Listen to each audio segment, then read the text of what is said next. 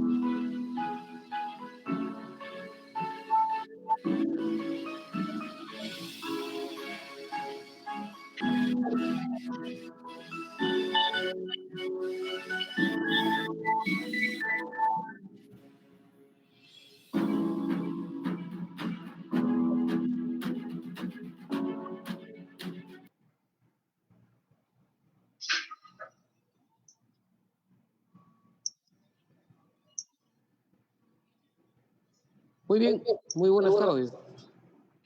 Buenas tardes con todos. ¿Nos escuchan por ahí? Bien. En primer lugar, agradecerles la presencia de cada uno de los que están conectados desde los diferentes países. Gracias por confiar en Safety Business.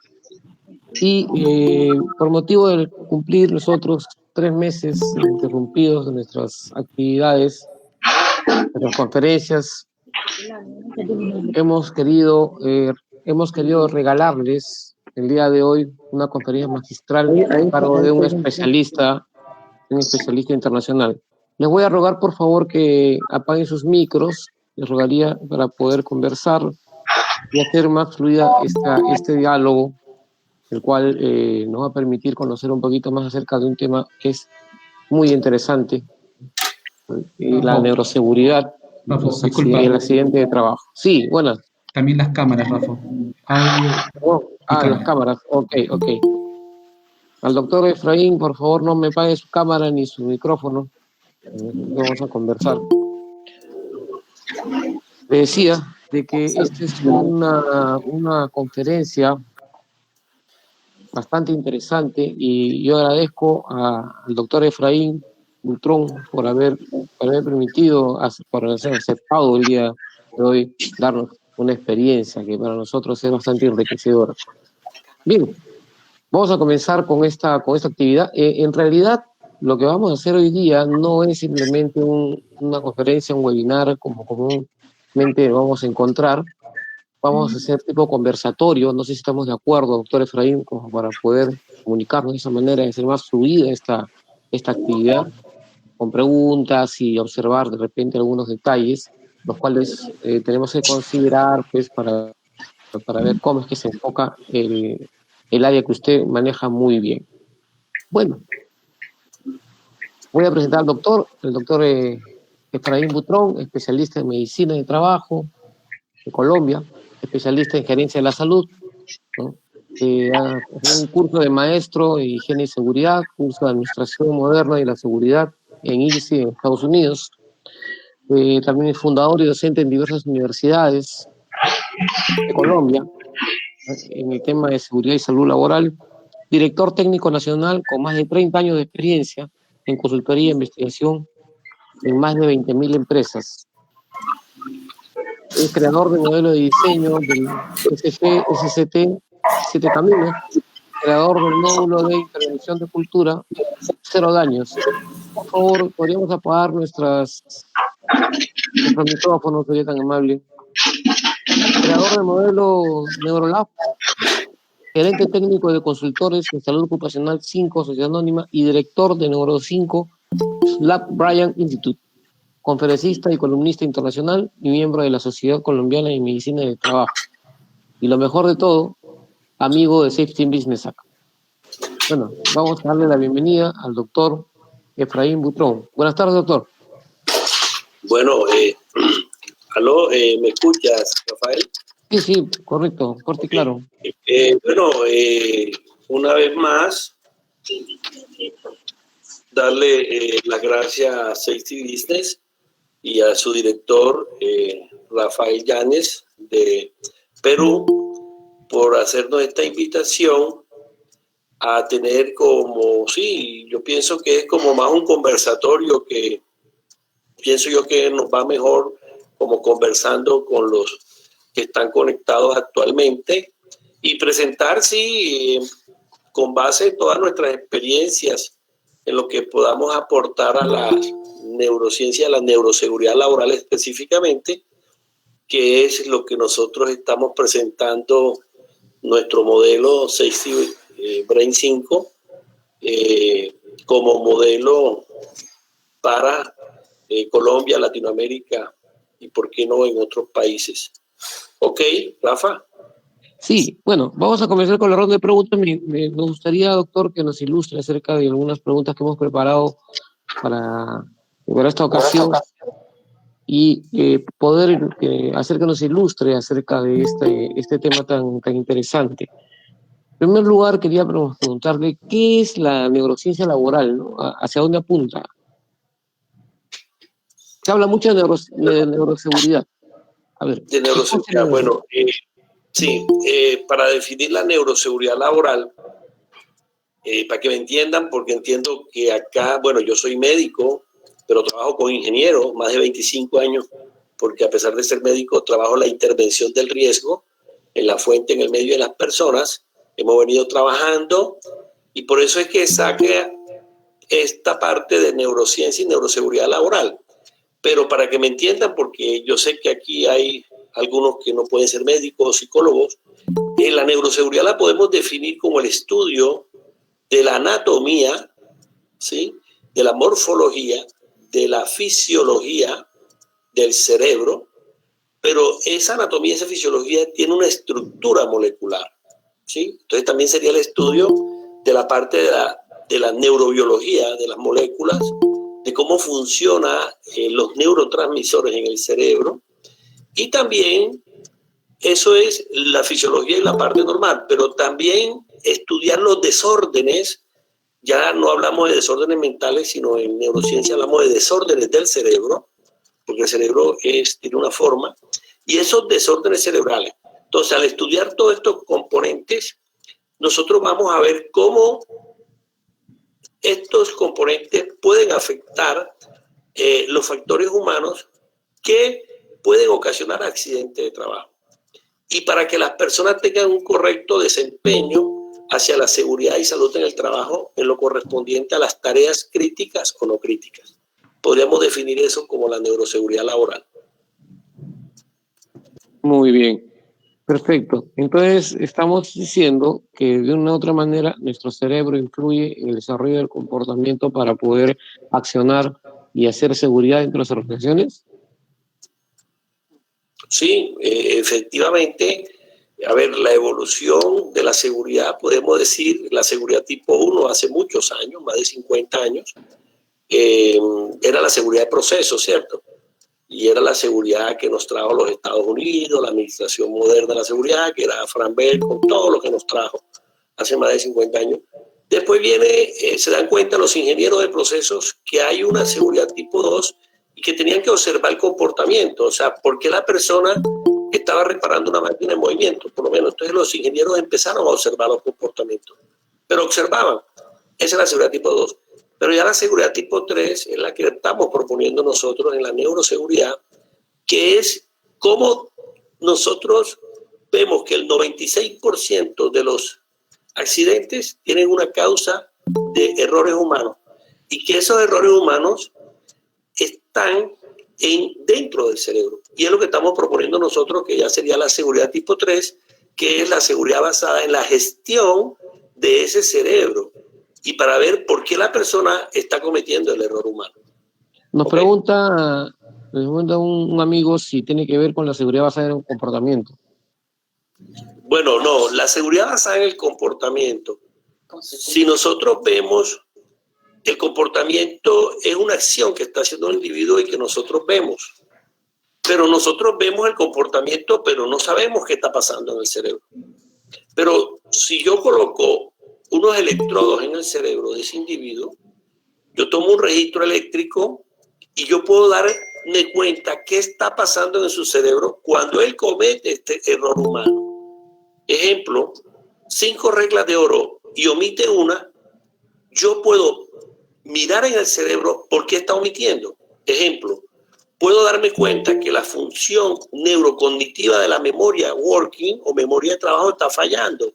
O sea, la neurona no se está conectando y se le olvidó la regla 4, que era verificar tensión. Entonces ya la seguridad nuestra de neuroseguridad es un paso más allá de la observación del comportamiento. Porque el ingeniero observa y yo digo, se voló, hizo un incidente y no lo cogió la corriente eléctrica.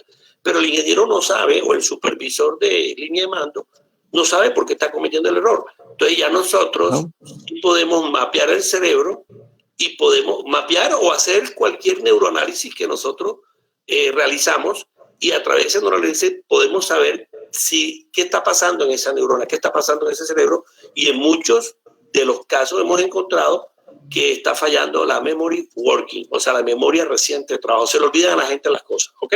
Entonces, fíjate que esto es un paso más allá de la observación basada en el comportamiento. Okay. Por eso llamamos la seguridad tipo 3. Perfecto. Doctor, ¿y cuáles son las estructuras del cerebro que intervienen o actúan en la seguridad y la salud del trabajo?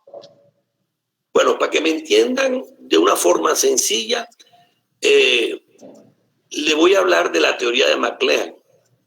McLean es un neurocientífico americano y él plantea, para que ustedes me entiendan el cerebro, ahora mismo su cerebro tiene 3 estructuras principales. Un cerebro que se llama el cerebro reptiliano, que es el cerebro de la supervivencia. Ese cerebro de la supervivencia lo que hace, se llama también cerebro cocodrilo, para que me lo entiendan, hace lo que hace un cocodrilo. Un cocodrilo que hace, come, después de comer, hace la siesta, después se levanta, puede buscar la hembra, hace la copulación, y si tú haces la reproducción de la especie animal, y si tú vas a tocar al cocodrilo, lo vas a atacar, él tiene... ¿Sí? Él tiene 2 cosas que hacer, o atacarte o huir. Ese es un cerebro de supervivencia. Ustedes ahora mismo tienen un cerebro de supervivencia, que es cuando se da un proceso de alarma y se prende la alarma en la fábrica, en la planta, y ustedes salen corriendo porque esa es la supervivencia, ¿cierto?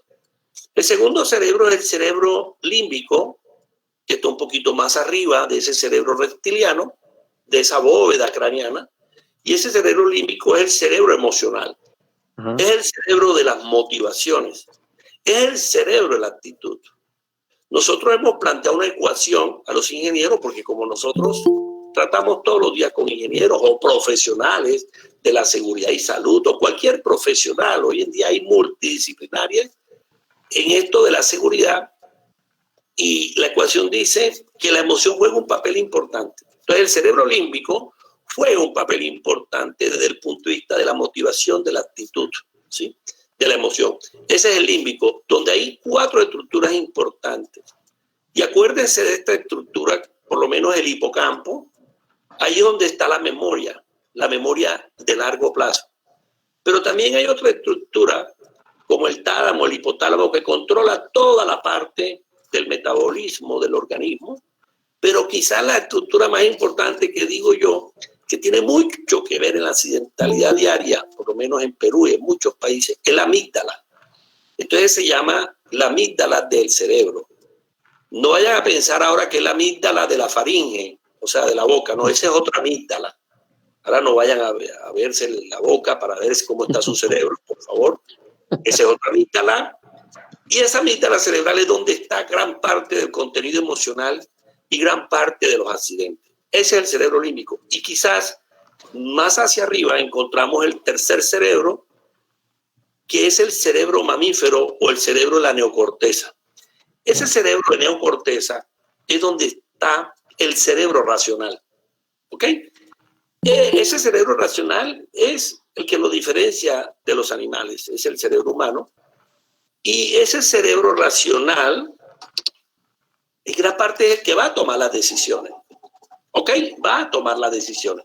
Entonces, podemos decir que el cerebro tiene 3 cerebros. Un cerebro reptiliano de supervivencia, un cerebro emocional y un cerebro racional. ¿Ok? Ahora, existen, perdón, cuando dije mamífero es el cerebro emocional.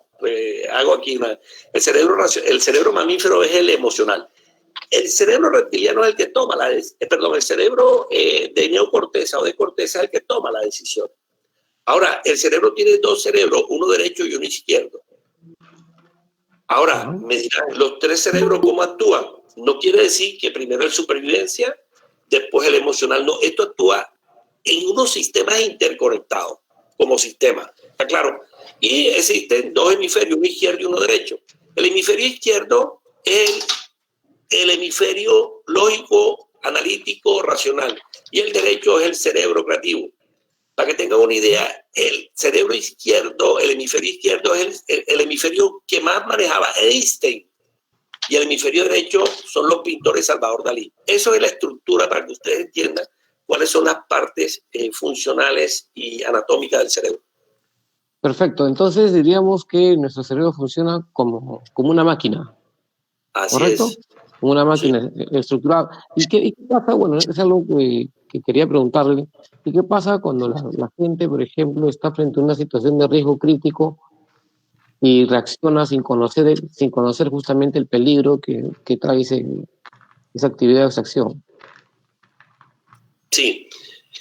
A ver, entonces el cerebro, vamos a ver que aquí hay mucha gente matemática. El cerebro, podríamos decir que el cerebro es mente. El cerebro sería el hardware, comparándolo con un computador, para que me entienda. El cerebro es el hardware, pero hay que meterle un software, que es la mente. Entonces, por eso hablamos del cerebro en la mente. Entonces, porque la mente funciona en base a ese hardware. Entonces, la pregunta que tú me haces va orientada hacia los factores humanos. En nuestras investigaciones, y nosotros nos metemos en esto de neuroseguridad, es porque el 96% de los actos subestándar, ¿sí? Viendo el concepto de la administración de IRSI de los Estados Unidos, es un acto subestándar, pero acá lo vemos como error humano. Es un error en sí, un acto inseguro, un error. El 96% son actos subestándar que son errores humanos. Ahora, esos factores humanos, ¿por qué se dan? Cuando nosotros hacemos las investigaciones, hay un error como causa inmediata. Pero ese error de causa inmediata, ese es el síntoma, ¿cierto? Pero hay una causa de esa enfermedad, de ese síntoma, ¿sí? Que son los factores humanos. Dentro de los factores humanos que tenemos, gran parte de los accidentes en factores humanos es por una capacidad mental o psicológica inadecuada. Está fallando parte de ese software, que es esa mente, que está en ese hardware, que es el cerebro. Pero también tenemos problemas, y ese es el que más vemos, en la parte de la accidentalidad mortal grave o leve. Pero también vemos que la gente se nos mata por falta de conocimiento. Pero cuando nosotros le preguntamos, pero venga, si usted recibió una capacitación de 4 horas en el entrenamiento, hizo un entrenamiento de 4 horas, me dice, sí, la verdad es que me dieron la capacitación, pero aquí está firmado por usted. Y usted se amputó el dedo, el primer dedo, el dedo pulgar de la mano derecha. Y usted recibió entrenamiento, ¿por qué? Dice, no, porque yo no entendí. La verdad es que no entendí. Entonces es un proceso de conocimiento.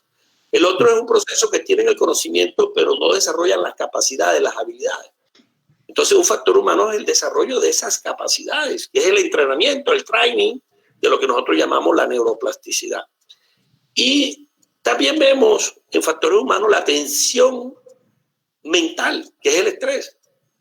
Es que, Rafa, una de las situaciones más importantes que nosotros vemos es que una persona estresada no puede tomar decisiones, porque hay un químico que se libera en el estrés, que es el cortisol. Y ese cortisol, yo le digo que ese es un veneno, eso es tóxico. Una persona estresada no puede tomar decisiones. Entonces, otro factor humano es la tensión mental de estrés. El cortisol, una persona con estrés no puede trabajar en altura. Yo por eso digo que la línea de mando del supervisor, cuando se detecten las charlas preoperacionales de 5 minutos y se detecte una persona con estrés, por favor, no lo suba a altura, no lo meta en espacios confinados, no lo ponga a trabajar con energía peligrosa. Ese es el estrés, la tensión mental. Pero también hay una tensión física, que así como el cerebro se altera, el cuerpo también se puede alterar una tensión física. Y en esa tensión física esa es la fatiga. Entonces nos damos cuenta cómo la fatiga es un factor humano que causa accidentalidad bastante. Entonces fíjate que hemos pasado capacidad mental, el conocimiento, la falta de conocimiento, la parte correspondiente a la habilidad, la tensión física, que es la fatiga, la tensión mental y el estrés. Pero también hay un componente, nosotros que somos médicos y que todos los días hacemos consultas médico-ocupacionales de ingreso, hay un componente importante que es la capacidad como factor humano, que es la capacidad física, ¿cierto? La capacidad física. Y otro componente que es la motivación. Entonces, fíjate, en ese recorrido de variables, todos los factores humanos que inciden en que el individuo se nos accidente en forma leve, mortal o grave. ¿Ok? Perfecto, muy bien, muy bien, muy bien explicado, ¿eh? De verdad. Y entonces, ¿cómo explicar el comportamiento humano, doctor? ¿Cómo explicamos el comportamiento humano dentro del trabajo o de la actividad laboral? A través de todo esto lo que nos está diciendo. Bueno, hay todo un proceso de neurociencia de comportamiento. Pero para hacerlo más sencillo, no meternos en el intríngulo de la neurociencia, a ver, un comportamiento humano se da porque hay un estímulo. O sea, el cuerpo recibe un estímulo, que gran parte de ese estímulo es visual. Ustedes ahora mismo tienen un comportamiento en cada una de sus pantallas. Y ustedes están recibiendo un estímulo visual y me están viendo a mí, están viendo a Rafa, están viendo a Héctor Narváez, ahí veo a la Tauro Cárdenas, a Walter, a Jamaoní. Yo estoy recibiendo a Lilia González, Néstor Neca Cardona. Bueno, yo estoy recibiendo un estímulo visual. Entonces nosotros, para comportarnos, recibimos un estímulo visual, pero también recibo un estímulo auditivo. Ahora que tú me hablas, yo alguien que tiene el cerebro, ahí veo de pronto a alguien que escucha unos voces en el fondo, también recibo estímulo auditivo. Pero también puedo recibir estímulos táctiles, por lo menos si yo toco ahora la mesa y estoy tocando el computador, también recibo estímulos táctiles. En conclusión, nosotros recibimos una serie de estímulos a través de los sentidos y esos estímulos entran a ese hardware del cerebro. Pero en el cerebro nosotros tenemos allá una cajita, que yo le digo una cajita negra, y ahí están los modelos mentales. Ahí están los modelos mentales en cada uno de sus cerebros, en ese hardware. Y esos modelos mentales es el software. Y en esa cajita se generan una cantidad de pensamientos. Y esos pensamientos que están en la neocorteza, ojo, el cerebro de neocorteza, se asocian con el cerebro límbico. Y ahí hay una emoción. Recuerden que le dije en la mente están las emociones. Ahí hay una emoción que se transforma, yo lo siento como sentimiento, y se genera el comportamiento. ¿Qué es lo que están haciendo ustedes? Unos me estarán prestando atención. Ese es el comportamiento de prestar atención. Unos se están tocando la cara. Otros están acostados. Tú estás poniendo atención. Ese es tu modelo de comportamiento. Entonces, el modelo de comportamiento son estímulos que recibimos a través de los sentidos. Tenemos un software en esa cajita, ¿sí? Ahí están las paradigmas, Rafa. Ahí están las creencias. Ahí están los valores. Ahí están las actitudes. Se generan esos pensamientos. ¿Cuántos pensamientos tenemos al día? 60,000. 60,000 pensamientos. Y se asocia con el límbico, donde están las emociones. Se genera el sentimiento, que es lo que yo siento. Mucha gente ahora está sintiendo dolor. Ayer se me murió una amiga mía médica en Miami por COVID, en el área de urgencia. A mí eso me dolió y todavía me está doliendo. Entonces yo siento, porque ahí está el límbico conectado conmigo, porque es mi compañera de trabajo. Y genera un comportamiento. Y ese comportamiento es lo que ustedes ven, lo que yo estoy haciendo. ¿Okay? Ese es el modelo de comportamiento más sencillo para que ustedes entiendan cómo se comporta el trabajador en las diferentes tareas críticas o no críticas. Y ahora estamos en estos tiempos, ¿cuáles son los avances, los retos que se tienen en función, las tendencias en función a lo que se refiere a la seguridad y la salud del trabajo con relación a lo que es la neuroseguridad, ¿no? Porque mucho está hablando de neuroseguridad y los cambios sustanciales que van a venir y que van a devenir, porque hasta hace poco tiempo no se conocía mucho de neuroseguridad. Entonces, ¿cómo es que va a influenciar esto? ¿Qué cosas nuevas nos va a traer? Bueno, sí, yo pienso que la neuroseguridad está llegando y se tiene que quedar. Y yo pienso que lo que estamos viviendo el COVID y lo que estamos haciendo los protocolos, esos son protocolos de comportamiento. La gente, ustedes, por lo menos en Colombia, ya pasamos los 100.000 contaminados. Ustedes están en 200, más de 250.000 en Lima. Brasil, ni se diga. Estados Unidos, mire cómo se está disparando otra vez Estados Unidos, más de 2 millones y pico. Y la Organización Mundial de la Salud, ¿qué nos dijo, Rafa? Cuando empezó la pandemia, nos dijo, ya los gobiernos hicieron sus políticas de salud pública. La Organización Mundial de eso fue lo que dijo. Para el COVID están todas las políticas públicas, como las tiene Perú, como las tiene Colombia, como las tiene Chile, como las tiene México, como las tiene Ecuador. Entonces, la OMS nos está diciendo, ya el gobierno hizo las políticas, ahora lo que queda es que ustedes, como ciudadanos, se comporten bien. ¿Por qué tanto el COVID? Porque la gente no tiene la cultura de comportamiento para usar su mascarilla, para usar, ¿sí?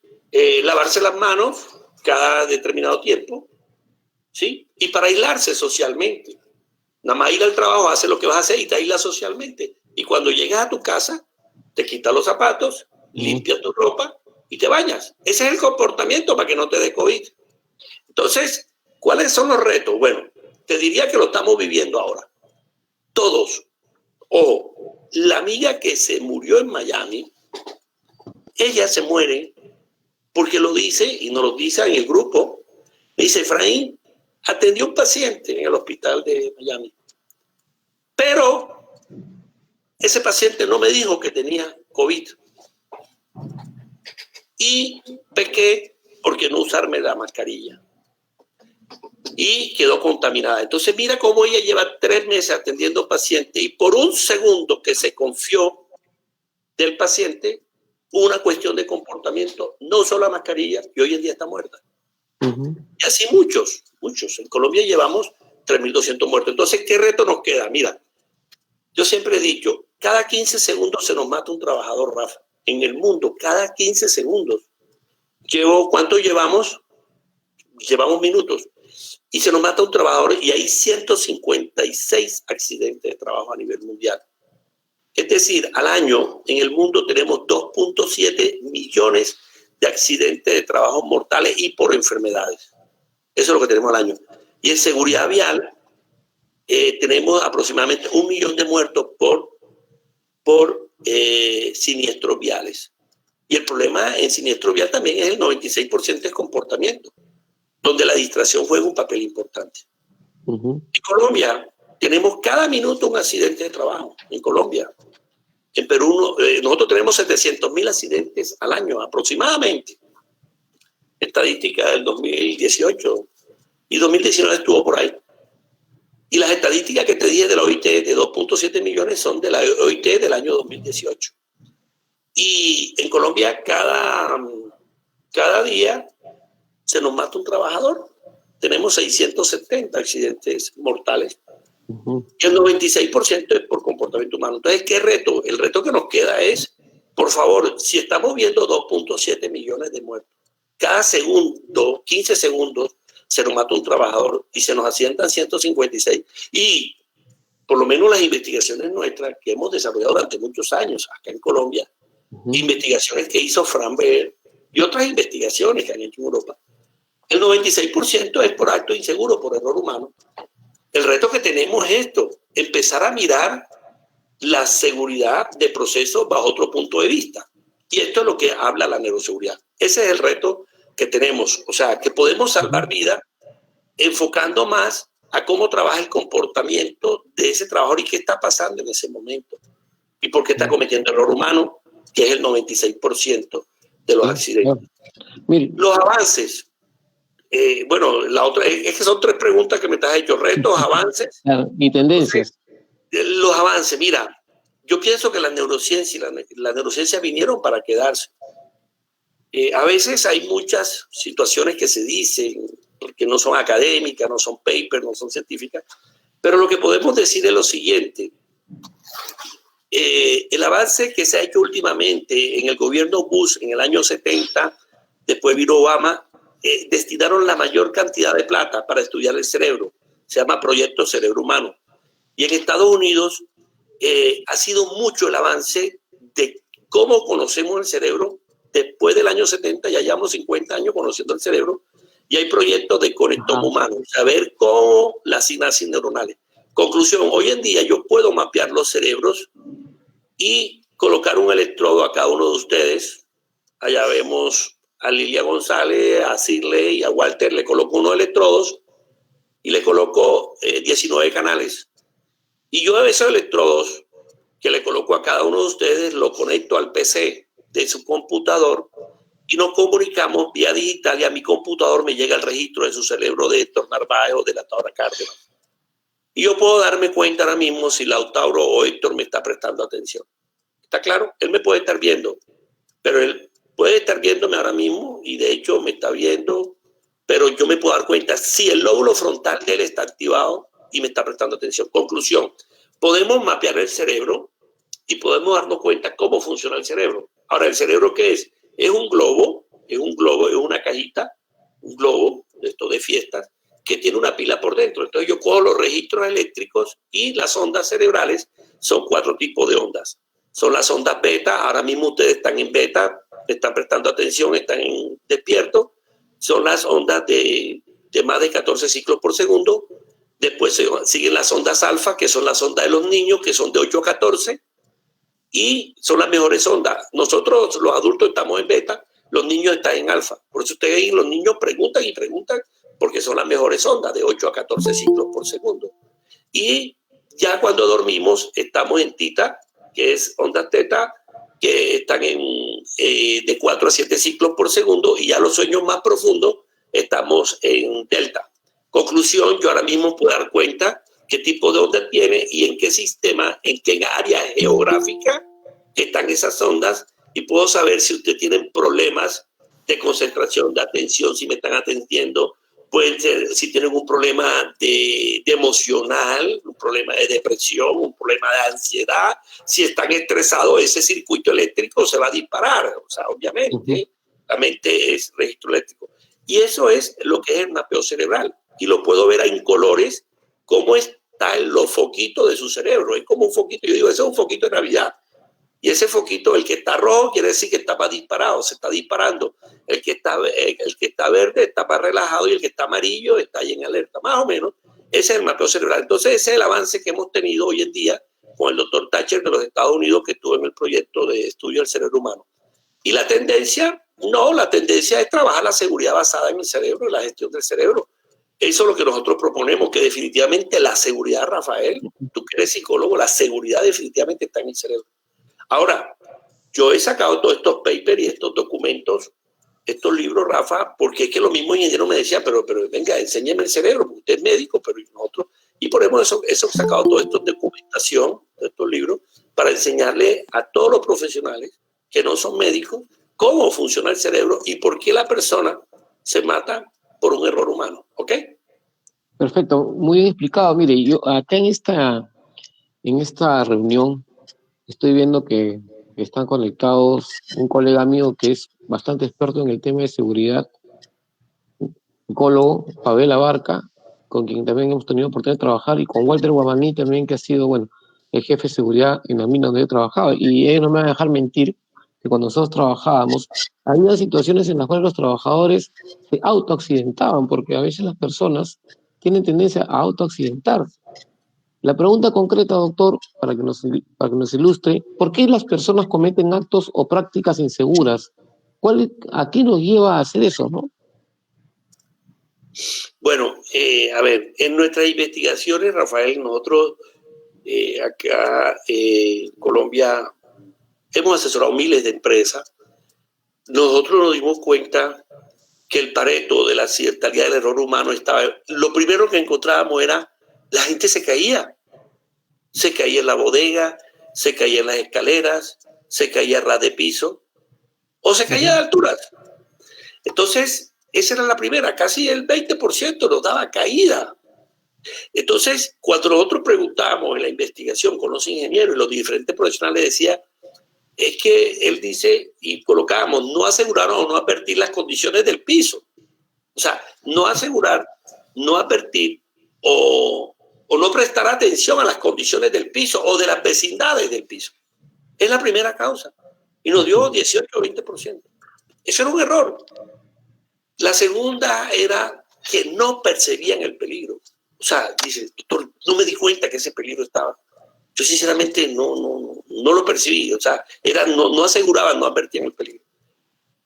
La tercera causa, por lo menos en la mano, ocurre con el 30% de la accidentalidad del cuerpo. La mano es el 30% porque todo lo hacemos básicamente con base en las manos.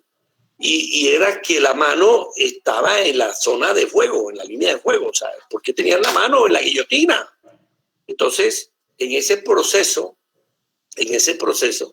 la mano estaba en la línea de fuego. O sea, el error era que tenía la mano en la línea de fuego. La cuarta era no usar los elementos de protección personal. Sí, encontrábamos el error no usar. La quinta era error de conducción, el error de conducción. ¿Sí? Y la otra era básicamente la posición del cuerpo. El cuerpo estaba, ya no era la mano, era el cuerpo que estaba mal posicionado. O sea, la gente estaba debajo de una torregrúa, por favor, o estaba debajo de una carga pesada en el puerto de aquí de Cartagena o el puerto de Buenaventura en Colombia, y tú porque estaba debajo de esa carga. Entonces, fíjate esos 6 errores, eso era el Pareto. Entonces, los actos inseguros, en realidad, vemos todos esos errores, pero nosotros ¿qué hicimos? Cogimos todos esos errores, todos esos factores humanos, y nos dimos cuenta que el problema está, el error humano, hay 3 tipos de tipología de accidentes, que es el que no tiene, que es el que no tiene el conocimiento. Rafael, si yo no tengo el conocimiento, yo me puedo accidentar, claro, porque no sé manejar la máquina. Ahora, el otro es, bueno, ya tengo el conocimiento, pero no puedo, es como un avión va a aterrizar en el aeropuerto de Lima, o en el aeropuerto de México, o de Santiago de Chile, pero si no tiene tren de aterrizaje, no puede aterrizar, porque le falta algo. Entonces, la otra tipología es, aparte de que él no tiene el conocimiento o tiene la habilidad, el otro es que no puede, o sea, no puede percibir el peligro. Y el otro es el que no quiere.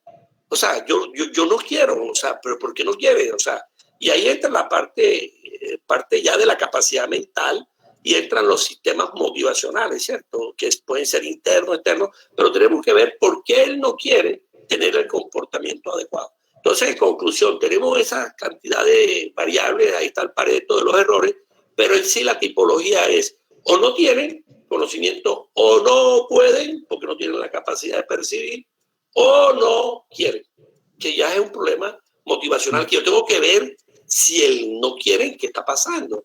¿Sí? Eso es. Claro, ¿y dónde quedaría, por ejemplo, el aspecto del comportamiento, la parte neuropsicológica del sujeto? Porque puede no querer, puede no saber, puede no poder, pero ¿dónde queda el aspecto físico, orgánico, funcional de la persona?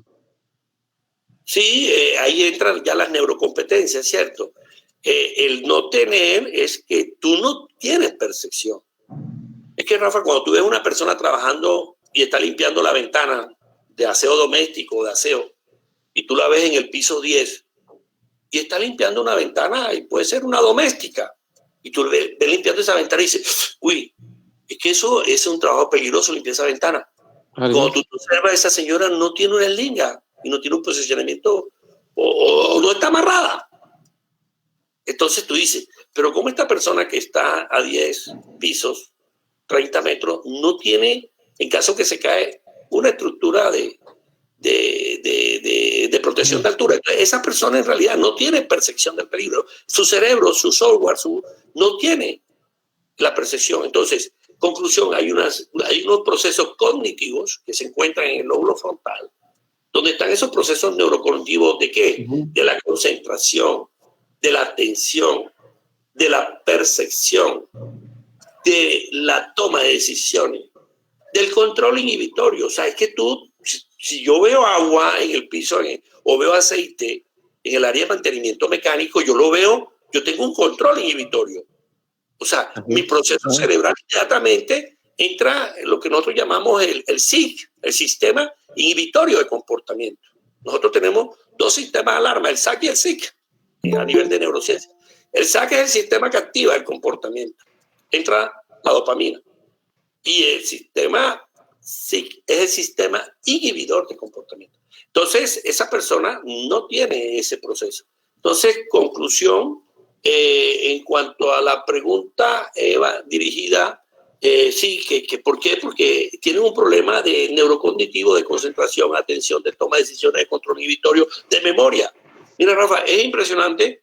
La semana pasada nos llamaban de una empresa y decían, doctor, es que aquí en Colombia, no sé, en Lima y en otros países, tuvimos 3 fines de semana, 3 fines de semana, 3 lunes, que eran festivos. Y me llamaran la semana pasada y me decía una muchacha, doctor, queremos comentarle una cosa. Y entonces, a ver, dice, es que este trabajador lleva 2 fines de semana que dejó el soplete prendido. El soplete, porque él es soldador. Y dejó el soplete prendido y él es el que cierra la bodega. Él es el último que sale porque es el trabajador de más confianza, ya lleva 18 años en la empresa. El último que sale, pero salió, cerró la bodega y encontraron, el jefe de mantenimiento encontró el soplete prendido. O sea, duró sábado, domingo, lunes festivo. O sea, 72 horas prendido el soplete. Conclusión. Y entonces cuando yo, no, apártame ese trabajador porque ya lleva 2 puentes que deja el soplete prendido. Que hay un problema de memoria de trabajo. Hay un problema de memoria de trabajo. Y ese es un proceso neurocognitivo que está en el proceso de la zona dorsolateral. Entonces, conclusión, hay todos unos problemas de neurocompetencia, Rafa, que es lo que nosotros hacemos en nuestro modelo. Definimos quiénes no pueden para apartarlo por lo menos en las tareas críticas. ¿Ok? Muy bien, muy explicado. Y entonces, ¿cuáles serían las estrategias a seguir, las estrategias a desarrollar dentro de lo que es la neuroseguridad laboral? Bueno, mira, en este proceso, yo pienso que la estructura más importante es el neuroliderazgo. Cuando a mí me preguntan, ¿pero qué diferencia hay entre el liderazgo y el neuroliderazgo? Bueno, eso quizás lo podemos hablar más adelante. Pero el neuroliderazgo, que es ese líder que maneja sus procesos cerebrales, es una estrategia importante. Para mí es el soporte vital. Y para mí los neurolíderes están en la línea de mando. Obviamente que hay un neurolíder de la alta gerencia, porque es que si no hay compromiso gerencial, no puede haber neuroseguridad. El cerebro no funciona, Rafa, ojo, el cerebro no funciona en un ambiente desordenado. El cerebro no funciona. O sea, el cerebro ve un ambiente desordenado y él reacciona, ¿cierto? Estamos hablando de un cerebro normal. Entonces, debemos tener controlados los factores técnicos, el orden, el aseo, ¿sí? Las alarmas, o sea, tener el control del factor técnico. Entonces, en ese orden de ideas, la principal estrategia es el neuroliderazgo que viene de la alta gerencia y lo baja a la línea de mando. ¿Sí? Esa alta gerencia baja a la línea de mando. Y la línea de mando, que es donde están esos supervisores, para mí el hombre clave es el supervisor. Y si va a asumir ese liderazgo, porque el problema es quién asume el liderazgo, yo diría el supervisor. Pero hay supervisores que no pueden ser líderes, Rafael. Porque es que el liderazgo nace o se hace, las dos. Pero hay que saber liderar, hay que saber liderar. Entonces, el neuroliderazgo para mí fue una parte importante. Y dentro de esa parte importante están los 5 minutos operacionales. Entonces, esa es una estrategia importante. La otra estrategia es el neuroaprendizaje. O sea, es que tú, cuando llegas a las empresas, por lo menos en empresas mineras, en empresas del sector petroquímico, petróleo, oil, gas, eléctricas y algunas otras manufactureras, encuentran unos procedimientos de trabajo para hacer una tarea y eso tiene 50 hojas. El cerebro es difícil captar esos 50. Entonces, en ese orden de idea, el neuroaprendizaje es un factor importante. Nosotros estuvimos en un congreso internacional hace poco y nos decían ¿qué recomendaba el neuroaprendizaje? Nosotros hoy en día estamos recomendando la realidad virtual inmersa. Ojalá Y para nosotros es el aprendizaje del futuro. Porque la realidad virtual inmersa es llevarte todo el trabajo en altura a un aula interactiva, interaccionas con esa realidad virtual, y eso es lo que hacen los ingenieros del software y del hardware, llevarte todo ese escenario. Entonces el neuroaprendizaje juega un papel importante. Ahora hay muchas empresas que no pueden pagar una realidad virtual, entonces es ese instructor que tiene que diseñar el protocolo educativo o el protocolo de entrenamiento para que le llegue al cerebro. Y lo otro es el neuroanálisis, otra estrategia del neuroanálisis. Eso es lo que nosotros hacemos. En nuestro modelo nosotros nos reunimos, lo primero que nos reunimos con la línea de la alta gerencia y con la línea primero con la alta gerencia, y miramos a ver el compromiso y qué es lo que ellos quieren y dónde está la problemática, o sea, dónde está el foco, el foco problema, y ver qué han hecho ellos en la historia, y después hacemos un neuroanálisis en base a ese foco problema y nos damos cuenta. Y inicialmente, entonces, la otra estrategia sería el neuroanálisis para saber qué problemática de factores humanos y cómo es la situación de la cultura de la empresa. Porque, Rafa, no es lo mismo una cultura en Japón, en seguridad y salud, a una cultura en Latinoamérica. Hay mucha diferencia, ¿cierto? Entonces, miramos también la parte cultural de la organización en seguridad y salud en el trabajo. ¿Ok? Perfecto, interesante. Quería hacer un hincapié en saludar a todos los amigos que están conectados en Facebook Live. Estamos también transmitiendo en vivo de Facebook Live para todos los compañeros que están muy atentos. Más de 50 personas que están siguiendo, doctor, la transmisión por Facebook, y acá casi 70 personas que nos estamos enriqueciendo con sus comentarios y conocimientos. Ya que hablamos de liderazgo, ya que hablamos del tema importante, liderazgo, no sé si usted nos podría dar una orientación acerca de cómo influye el liderazgo dentro de este proceso de la neuroseguridad. ¿Cómo es que los líderes dentro de las organizaciones pueden tomar cierto tipo de atribuciones o decisiones con la finalidad de poder cambiar de repente algunos aspectos que tengan que ver con este proceso de la neuroseguridad? Porque los ingenieros o los líderes, los administradores que no conocen sobre el aspecto de la neuroseguridad, consideran solamente lo que saben, ¿no? Pero si usted les da la orientación, ahí podríamos nosotros tener otra herramienta importante para poder manejar dentro de una empresa o dentro de un sistema. ¿Nos podría contar su experiencia? ¿Cómo aporta el neuroliderazgo? Sí, como yo te dije, el neuroliderazgo es la estructura. Para mí, el neuroliderazgo es la estructura importante dentro de nuestro modelo de neuroseguridad. Ahora, ¿qué diferencia hay entre el líder y el neurolíder? La diferencia es que las neurociencias es un paso adelante del liderazgo. Entonces, el neurolíder tiene unos procesos cerebrales. Nosotros estamos viendo ahora neurolíderes que están tomando decisiones. Pero si ustedes se dan cuenta, las decisiones de COVID, cómo Estados Unidos, el presidente de Estados Unidos, ¿sí?, está tomando una decisión y tiene 2.600.000 contagiados y 110.000 muertos. Y el problema se le viene encima porque ya Tampa, California, se ha disparado más y ayer hubo 45.000 contagiados el día que más contagios. Y él está tomando decisiones de líderes mundiales. El presidente de Estados Unidos. Vemos al presidente aquí cerca, al lado nuestro, en Brasil, tomando decisiones en COVID. Pero ¿cuántos muertos tiene?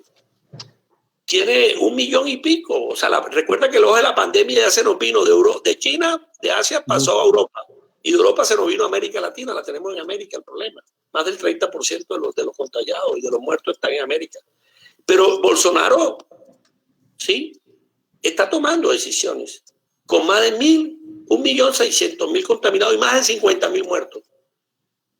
Y tenemos a Johnson en Londres tomando decisiones con 450.000 contagiados y 30.000 muertos. Esos son líderes tomando decisiones.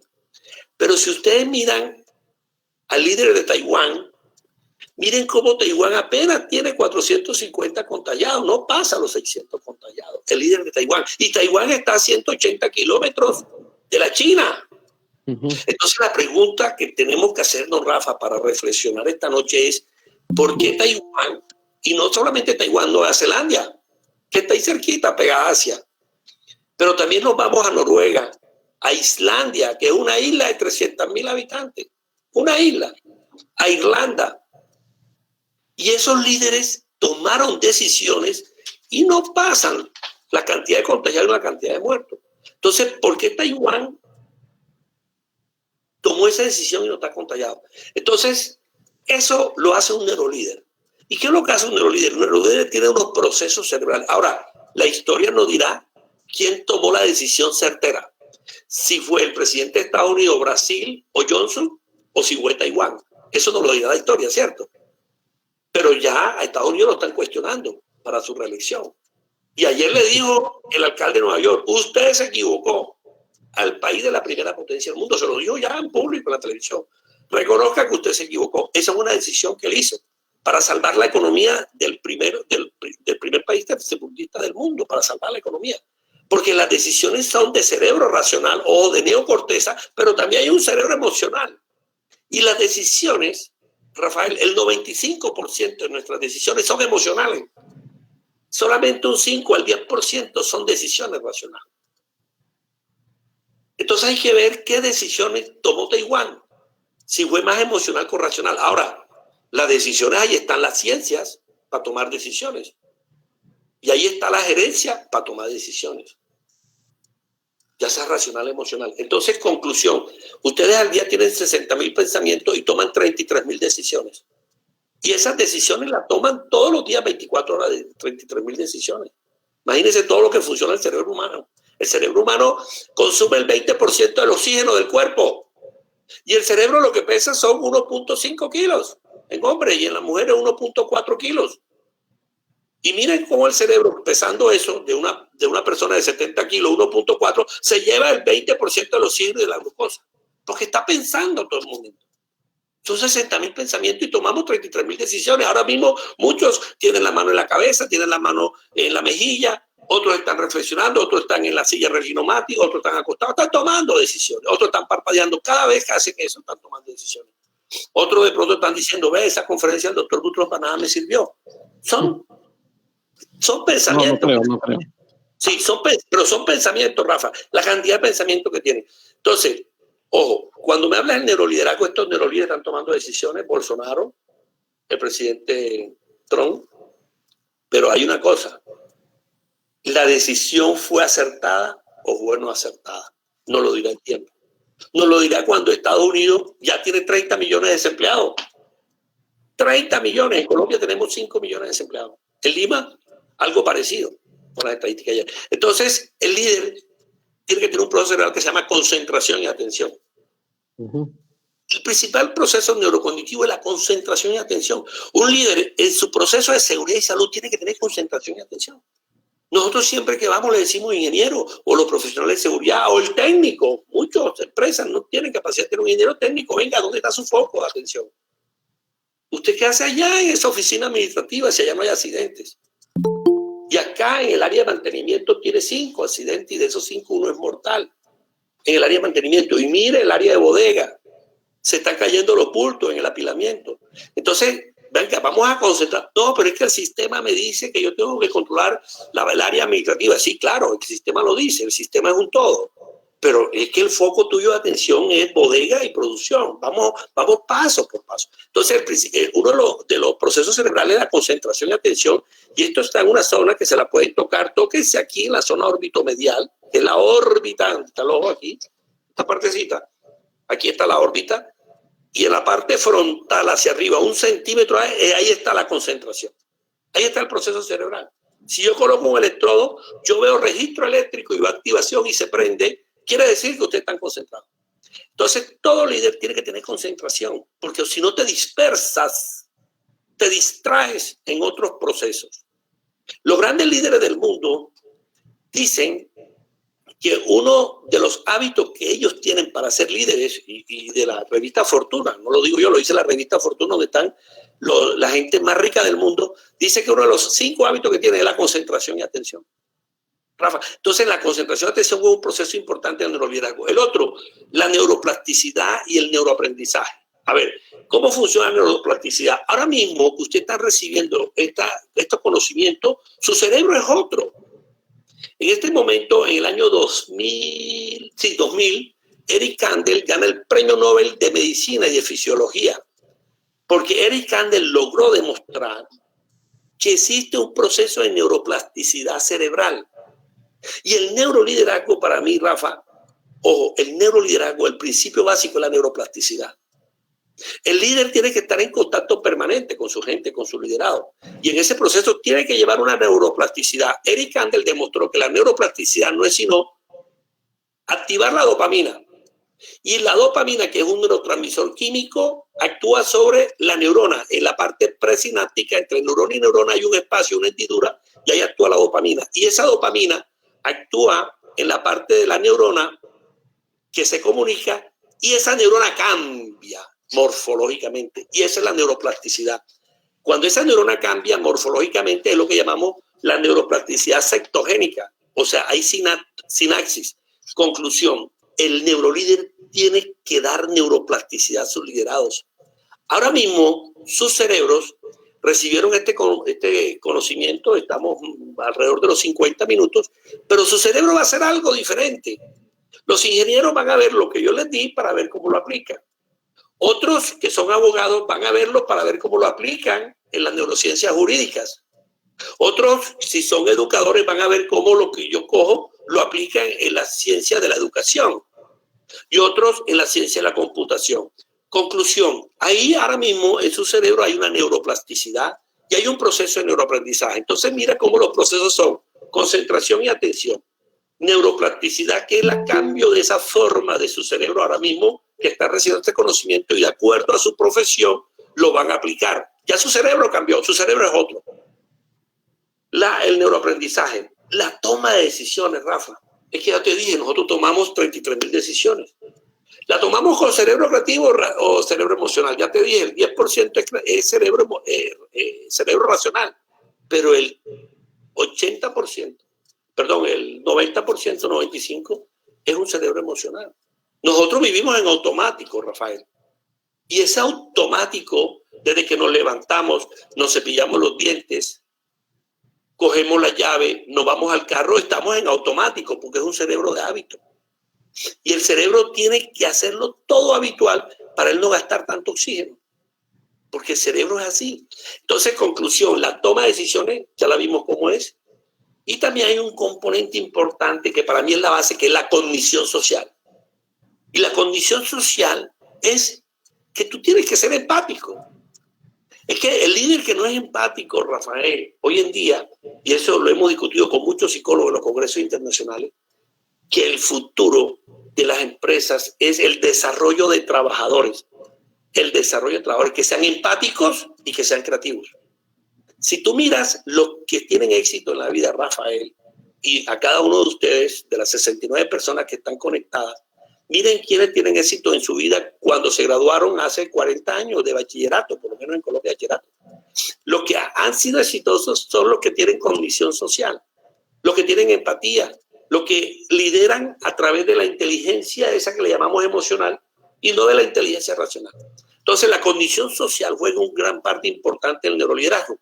Y lo otro, que la condición social y la empatía, Rafa, están en una neurona que Rizzolatti, que era un neurocientífico italiano, la descubrió, que se llaman neuronas espejo.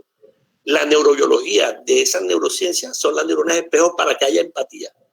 Una cosa es empatía, otra cosa es simpatía, ¿cierto? Pero aquí lo que necesitamos es empatía. O sea, ponerse el líder en los zapatos del otro.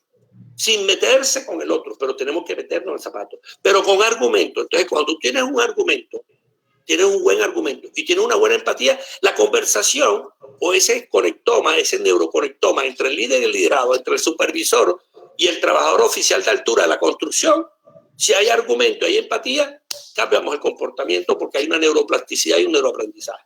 Entonces, fíjate cómo la condición social a través de las neuronas espejo y de la buena comunicación asertiva, que es el argumento y la empatía, transformamos a las personas. Y ese es el neuroliderazgo. El neuroliderazgo debe pensar en transformar a ese trabajador. Porque para eso es el neuroliderazgo. Pensar en él, cómo es él y cómo voy a transformar mi línea de mando para que tengan comportamientos adecuados y transformar la cultura organizacional hacia el neurolíderes con conciencia y con cultura. Y lo otro es trabajo en equipo. Recuerda que hablamos del cerebro creativo. Y recuerda, y en eso al final me recuerda que le voy a hacer una invitación a través de Safety, no voy a hacer yo, y le vamos a hablar de la innovación en seguridad. Y la innovación en seguridad es cerebro creativo. Ahora, ¿quién es el que mejor cerebro creativo tiene? Por favor, el que mejor cerebro creativo tiene es el equipo. Recuerden que el conocimiento del siglo XXI no es individual. Rafa, nosotros que nos hemos ido conociendo en todos estos procesos, yo he aprendido mucho de ti y he aprendido mucho de técnicos, de ingenieros o de tecnólogos. El conocimiento es colectivo. Entonces, dentro de este conocimiento, ahí, en ese conocimiento, en ese trabajo de equipo, se trabaja para crear. ¿Y crear qué? Innovación en seguridad. Entonces, conclusión, tenemos el neuroprocesos del neuroliderazgo, concentración, atención, neuroplasticidad, neuroaprendizaje, toma de decisiones, el control inhibitorio, la condición social, la emoción, la motivación, que el principal neurobiología de la motivación es la dopamina. Entiendan, ustedes ahora mismo, yo los tengo, a los que prestan atención, los tengo dopaminizados. Y si de pronto allá veo uno que no lo veo, de pronto está dormido, ese no tiene dopamina. Entonces, el neurolíder del siglo XXI tiene que dopaminizar a su trabajador y llevarlo a los niveles para que él esté alerta y esté activo y tenga un comportamiento seguro. Y lo otro es la empatía, que es las neuronas espejo, hay que ser empático. Y lo otro es trabajar en equipo, haciendo solución de problemas a través de la creatividad. Rafa, recuerda una cosa, las grandes soluciones nos lo dan los trabajadores, porque ellos son los que día a día están trabajando los procesos. Están en altura, están en espacio confinado, están en energía peligrosa, están soltando, están manejando máquina amarilla. Ellos son los que conocen los procesos. Y el líder lo que está conduciendo, trabajar en equipo para que salga la creatividad de la tarea y no podamos tener accidentes mortales graves y leves. ¿Ok? Correcto, muy buena apreciación, doctor. La verdad que lo felicito por esta disertación. Pero tengo una pregunta que conlleva a ver cómo es que influyen las neurociencias en esta parte de la gestión humana, ¿no? Porque nosotros tenemos los procesos que se dan en base a la formación, a la capacitación, al desarrollo de las personas.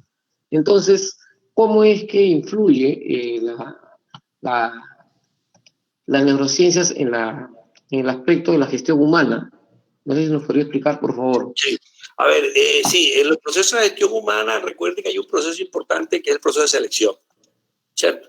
Nosotros, por lo menos, de 10 trabajadores que vemos, el proceso de selección es importante y a uno de 10, o sea, al 10% le hacemos restricciones. Ojo, en Colombia está prohibido decir no apto porque nosotros constitucionalmente, todo trabajador en Colombia tiene derecho al trabajo. Entonces yo no le puedo decir no apto a trabajar, no, eso no se puede en Colombia. Y en otros países me imagino porque hay derecho al trabajo. Pero sí nosotros hacemos restricciones. Y una de las restricciones que hacemos es, mira, tú no puedes levantar carga porque tú tienes un problema de hernia discal. Claro. O tú no puedes, mira, tú no puedes trabajar en altura porque tú tienes un problema de diabetes y el azúcar lo tienes descompensado. Y si tienes el azúcar descompensado te puede dar mareo y te caes. ¿Sí? Y te caes y te vas a reventar la cabeza o vas a tener un accidente con un trauma craneoencefálico. Entonces, desde ese orden de idea, ¿cómo actúa la neurociencia en los procesos de gestión humana? Lo primero, y uno de los modelos que nosotros tenemos que se llama el modelo de neurocultura cero daño, decimos que el primero es el de selección física y el de selección mental. Entonces la empresa hace el proceso de selección, pero después que hacemos el proceso de selección, nos toca, Rafa, es darle el conocimiento. Recuerden que yo dije que el conocimiento y la habilidad representan un 30% de la accidentalidad. Entonces, ese conocimiento, ¿cómo se lo damos? Ese conocimiento, para hacer un proceso de neuroaprendizaje y un sistema de neuroaprendizaje, hay 3 dispositivos básicos en un proceso de aprendizaje, Rafa, y eso está a nivel neurocognitivo, que son primero la atención. Rafael, si no hay atención, no puede llegar al conocimiento. Los que no me prestaron aquí atención no tienen un conocimiento, porque no me prestaron atención. Lo segundo es la motivación, la emoción, el límbico. ¿Sí? El límbico. Y el tercero es la memoria. Entonces, conclusión, tú para hacer el proceso de gestión humana, unos procesos de desarrollo de personas, tienes que llevar el conocimiento a través de la atención, de la emoción, y tercero, de la memoria. ¿sí? De la memoria. Cuando se haga eso, decimos, hay un proceso de neuroaprendizaje. Si se han dado cuenta, yo aquí he puesto tratar de conversar para que emocionalmente, y le hablé de pronto ciertas emociones que a mí me han conmovido y que de pronto ustedes, y se van a acordar de mí, harán 5 años, porque llevaron un proceso de memoria de trabajo corto y lo llevan a largo, y va a decir, yo me acordé del doctor Butrón cuando me dijo que la emoción es importante. Yo me acordé del doctor Butrón cuando dijo que una de las amigas se había muerto por no ponerse el tapabocas. En ese momento yo estoy llevando emoción para que el conocimiento que le estoy dando quede grabado en su hipocampo, primero a nivel cognitivo, neurocognitivo frontal, memoria de trabajo, memory working a corto plazo, y se lleva al hipocampo, donde está la memoria de largo plazo. Conclusión, en los procesos de gestión humana es importante el proceso de selección. El 10% de los accidentados mortales graves es por una mala selección de capacidad física o mental. El 30% por un problema de tipo de neuroaprendizaje. Entonces, ayuda mucho la neurociencia y hoy en día llegaron ya las organizaciones para quedarse en las neurociencias. ¿Ok? Muy bien. Entonces, para concluir con las preguntas, bueno, las que tenía yo, porque no sé si nos permitirá unos 10 minutos para que nuestros participantes también puedan darles alguna preguntita por ahí, opinar algo. ¿Cómo se aplica la conciencia en la seguridad y salud laboral? Bueno, la conciencia. A ver, nuestro eslogan es transformar neurolíderes, transformar conciencia y transformar cultura. Cuando nosotros nos llaman a una empresa, mira, Efraín, nosotros queremos ver tu modelo porque queremos buscar algo diferente, porque ya se dieron cuenta que la seguridad de procesos invirtieron miles de millones de pesos o dólares y no ha bajado la accidentalidad. Después vino la observación basada en el comportamiento. Y ahí sirve, sí, pero llega hasta un momento. Y entonces lo de nosotros cuando nos llama es que queremos tu modelo de neuroseguridad. Sí, queremos tu modelo de cómo gestionar el cerebro. Para nosotros la conciencia es lo más importante. Mira, Rafa, en las investigaciones que nosotros acabamos de hacer en forma reciente, en las investigaciones, cuando nosotros le preguntamos a un trabajador y le preguntamos cuántos años lleva siendo soldador o cuántos años lleva siendo mecánico, nosotros aquí hacemos en Colombia una evaluación que se llama evaluación de aptitud a trabajo en altura. O sea, todo trabajador en Colombia tiene que recibir un concepto médico si es apto o tiene restricción para trabajar en altura. Y entonces, cuando nosotros le preguntamos al trabajador que lleva 25 años y dice, yo nunca me he accidentado, y me dice, y dime la fórmula no accidentarte. Y ellos lo que hacen en una forma muy en su lenguaje, nosotros decimos, no, porque es que yo estoy pilas. Así dicen aquí, no es que yo estoy pila con todo. Rafa, ese pila, eso es conciencia. Eso es llevar el sistema de conciencia. Ahora, la conciencia, ¿dónde está? En una parte de la corteza que es el lóbulo frontal. Y en ese lóbulo prefrontal está la conciencia. Entonces, nosotros en este proceso, la conciencia la podemos dividir en 5. En 5 la dividimos en seguridad y salud. La primera conciencia es la conciencia de supervivencia. Rafa, tú usas el cinturón, el cinturón de seguridad por supervivencia, pero esa es la conciencia tuya de supervivencia, ¿cierto? Pero a veces se te olvida, a veces no. Esa es la primera conciencia de supervivencia. O sea, tú en ese momento eres inconsciente o de pronto no usas el cinturón de seguridad, no lo usas, eres inconsciente. Por favor, vas a hacer un viaje largo porque no tienes el cinturón o porque no usas el casco. Entonces eres inconsciente, pero a la vez eres incompetente. Estás eres de supervivencia. Después esa conciencia evoluciona a una conciencia que nosotros le llamamos de relación. O sea, esa persona necesita de alguien que le indique qué es lo que tiene que hacer.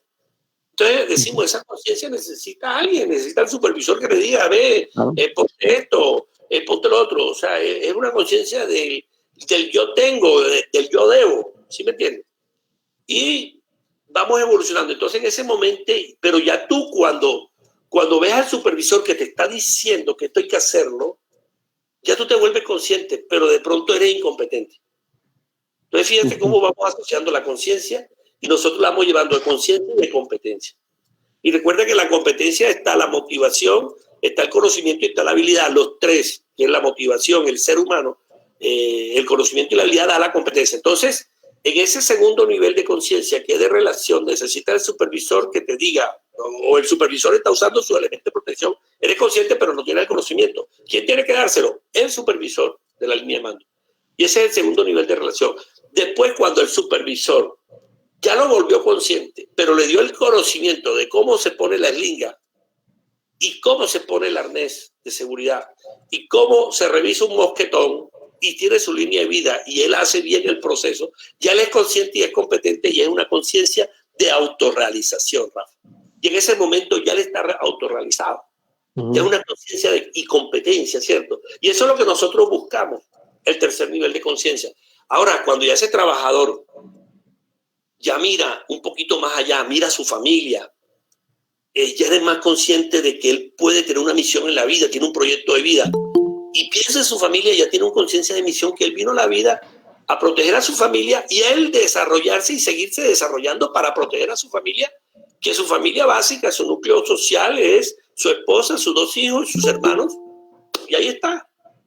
Entonces ya esa es una conciencia de misión, a la misión y a su proyecto de vida. Y a lo último, en ese momento todavía eres consciente y competente y pasamos, por último, a una conciencia de contribución. Venimos a contribuir a los demás, venimos con una conciencia de servicio, de dar por los demás, como estamos haciendo ahora en el COVID. ¿Qué estamos haciendo? Unos niveles de conciencia. La gente, muchas veces, por lo menos en Colombia, se nos está muriendo y la gente está en fiesta. De pronto en Lima también está pasando, la gente está en fiesta. No hay conciencia y se están muriendo sin conciencia. Y no tienen competencia porque no tienen el conocimiento que es el COVID. Entonces ahí hay una no conciencia y hay incompetencia. Hasta que llega la gente y va cogiendo conciencia. Así es. Ya están cogiendo conciencia, por lo menos, ya la gente está cogiendo conciencia porque por lo menos hoy se murió uno de mis mejores amigos, que era un gerente de una empresa muy próspera. Mi mejor amigo en su tiempo, yo ahora mismo me encuentro en otra ciudad en Colombia, pero me dolió. Y él, la pregunta es, ¿él tenía conciencia de cómo se contaminó? Si era el gerente de una empresa de 1,000 trabajadores. Ya, entonces eso es, y hasta que la gente ya tiene conciencia y tiene competencia, pero va por el bien de los demás y es el que le está diciendo en la calle, mira, usa el protector, utiliza el tapaboca, utiliza esto, y está en esta labor de contribución a los demás, y él se está protegiendo. Entonces, en conclusión, la conciencia es reactiva, después de relaciones de autorrealización, y después una conciencia de contribución a los demás. O sea, yo me cuido y cuido a los demás. Esos son los niveles de conciencia y todo eso está en el lóbulo prefrontal. ¿Ok? Muy bien. Doctor, podríamos hablar horas y horas acerca de este tema, la verdad que muy interesante. Creo que los participantes han quedado satisfechos con toda la información que nos ha podido usted otorgar. En realidad hay algunas preguntas que nos están haciendo, no sé si podríamos responder 2 cositas nada más. Por ejemplo, nos dice, ¿cómo se puede tomar en cuenta la neuroseguridad dentro de la nueva normalidad y la elaboración de los protocolos y medidas de seguridad para pequeñas y medianas empresas? Sí, mira, nosotros hacemos exámenes todos los días médicos y yo siempre en los procesos de investigación, a propósito, ahora estamos terminando una investigación, Rafa, que lo estamos haciendo con la Universidad de España, con la Universidad de Valencia y de Córdoba, y una de las preguntas que le hacemos a los conductores, y bienvenido, Rafa, creo que hemos hablado para ver si hacemos esta investigación, que es pionera a nivel mundial, ya lo hicimos en España, con la Universidad de Valencia, Córdoba, y el Consejo de Profesionales de Seguridad y Salud en el Trabajo, y creo que te comenté algo para ver si la hacemos en Lima. O sea, somos pioneros a nivel mundial. ¿Y qué es lo que estamos haciendo en esta investigación? Le estamos haciendo una pregunta a los conductores de España. Y ahora en Colombia tenemos que hacer un número de encuestas, ya vamos en una semana de encuestas, y los invito a los países que se quieran agregar. Estas son investigaciones de comportamiento en el sector de conductores, en el transporte, en la seguridad vial. Por lo menos en España, ojo, se aumentó los siniestros viales en 2.8. O sea, que si antes había 100 accidentes en España, ahora hay 280 accidentes.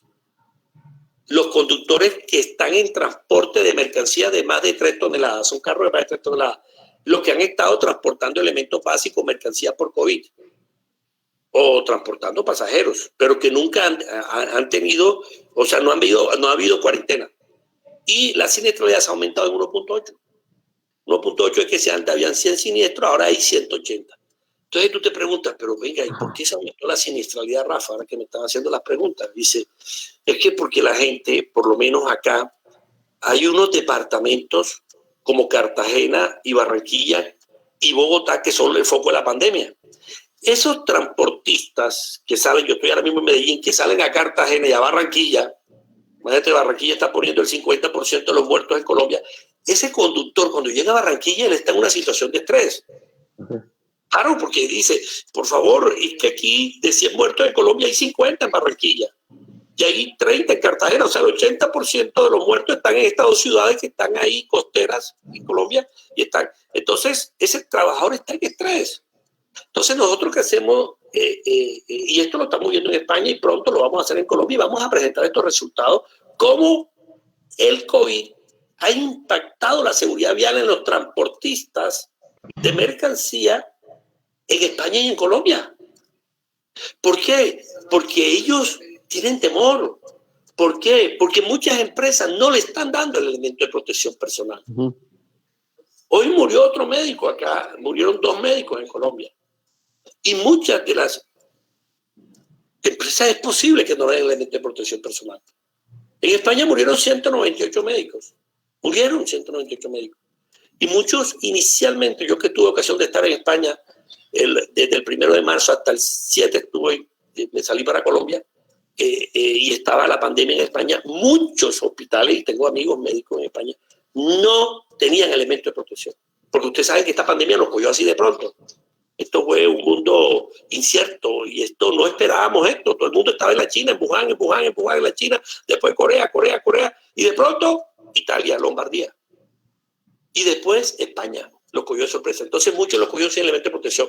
Entonces, el problema de COVID es un problema de comportamiento, claro. Es un problema de neurociencia, claro. Entonces, ¿qué es lo que hace un trabajador cuando sale de Lima? Un trabajador cuando sale de Lima sale desde su casa, Rafa, o desde Colombia, o de México, de Chile, de Ecuador, Venezuela, Paraguay, Uruguay, Costa Rica, México. Sale de su casa. Si él sale con un comportamiento y con una conciencia positiva, él sabe que tiene que usar el tapabocas. Y sale para su trabajo. ¿Qué le decimos nosotros? Vea, ¿usted qué se va, en metro o en transporte terrestre? No, yo me voy en metro. Bueno, listo. Entonces, cuando usted sale en metro, ya sabes. Todo el que se acerca a usted, aléjese 2 metros. Es una cuestión de comportamiento, Rafa, desde que sale de su casa. Ahora, ¿cómo lo emocionamos? Le decíamos, vea, usted tiene que tener un buen comportamiento porque su casa lo espera. Su esposa, sus 2 hijos y su papá y su mamá que tienen 70 años. Y su papá es hipertenso y su mamá es diabética. Si usted lleva ese COVID a su casa, lo más probable es que a su papá o su mamá al que le dé se muera. Porque por lo menos la estadística está claro. El COVID de más de 60 años, al que tenga hipertensión o diabetes le dé, Rafa se lo lleva porque se lo lleva.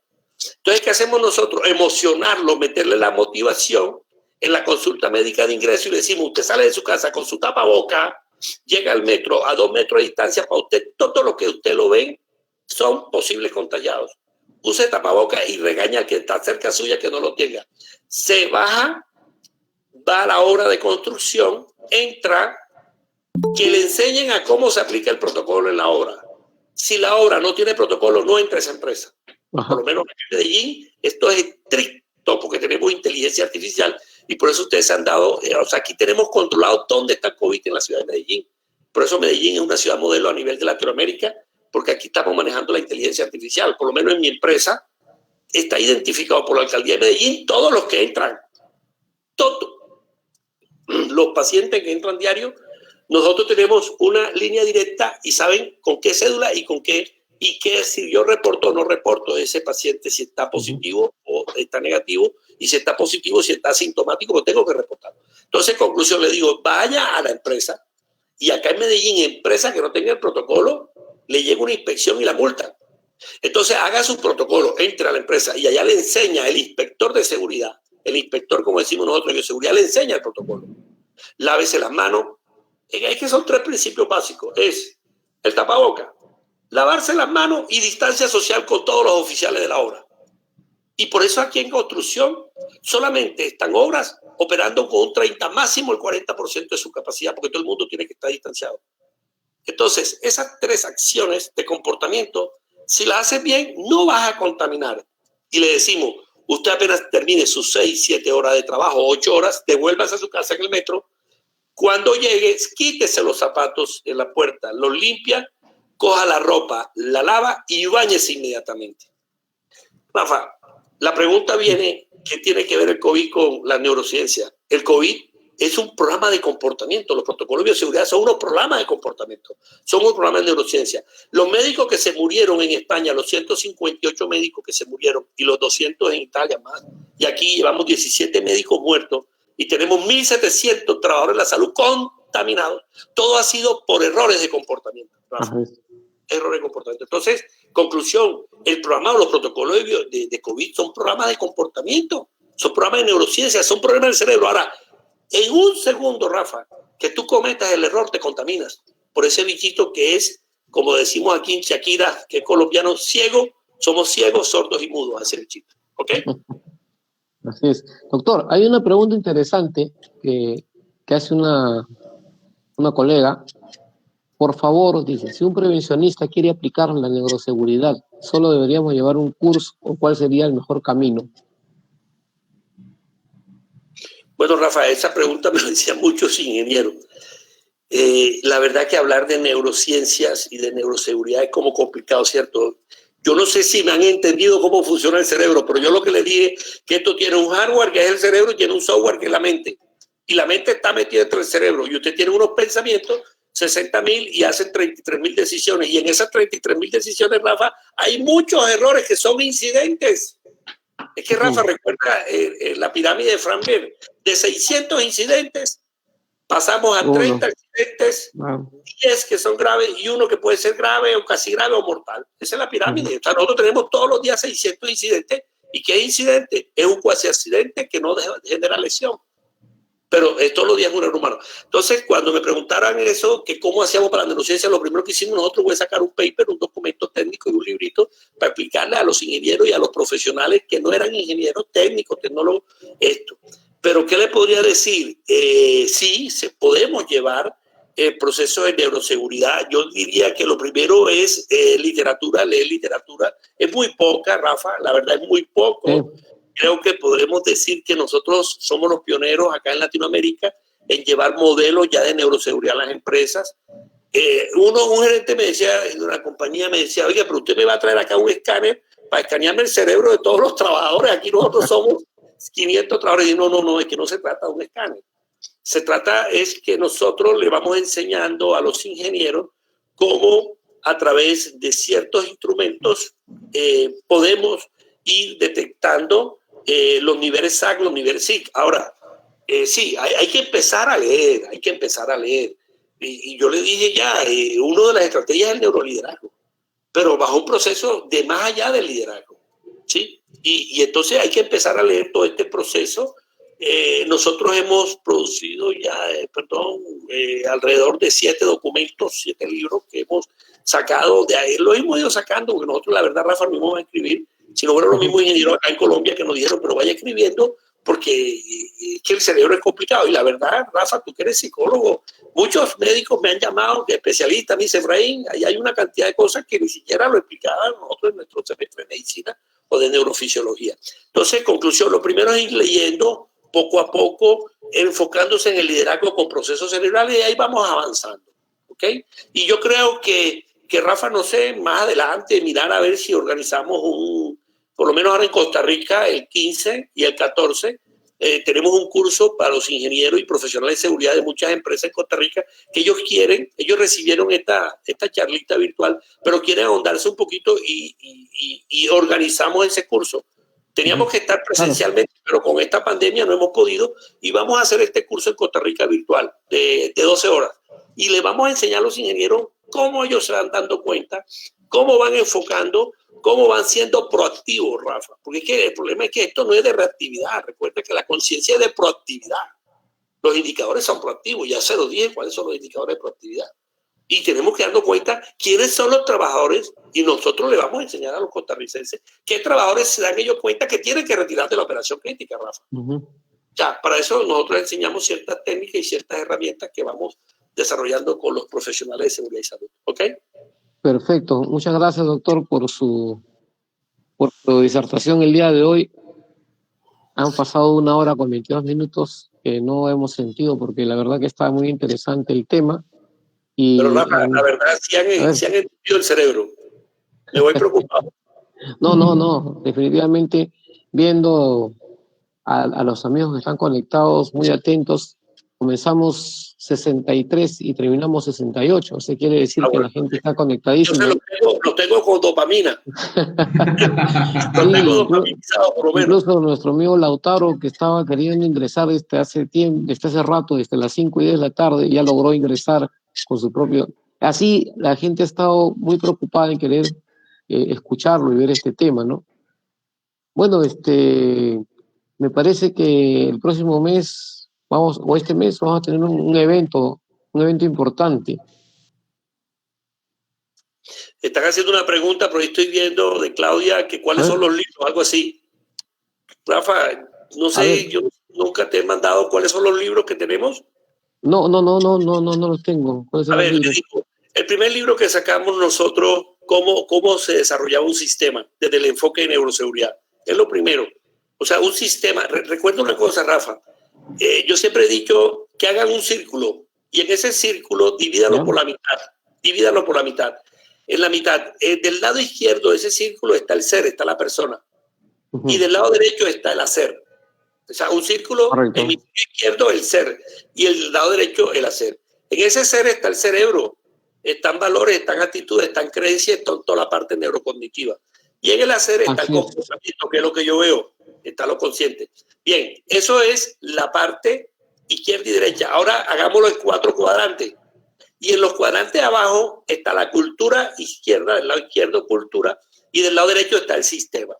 El cerebro no puede funcionar si no hay sistema. Por eso yo le he dicho, para que el cerebro funcione tiene que haber sistema. Entonces el primer librito que nosotros lanzamos acá en Colombia fue el sistema de gestión, es una ISO 45001, pero con enfoque en neuroseguridad, ¿sí? Con el enfoque en neuroliderazgo.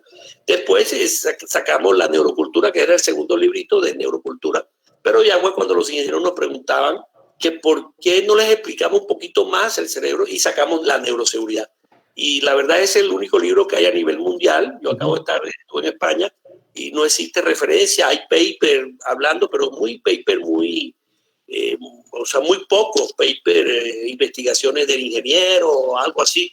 Pero los únicos que que yo conozca, pues, que estamos trabajando en investigaciones neurocognitivas con el equipo, porque esto es trabajo en equipo con los neuropsicólogos, la neuroseguridad, es el tercer libro. Pero después nos encontramos con otros magísteres españoles de neurolingüística y nos dijeron, pero ¿por qué tú no hablas de neuroaprendizaje? Y nos encontramos con unos amigos que estaban haciendo realidad virtual y ellos dijeron, pero enséñanos cómo funciona la realidad virtual. Porque Rafa, en el libro sacamos neuroaprendizaje.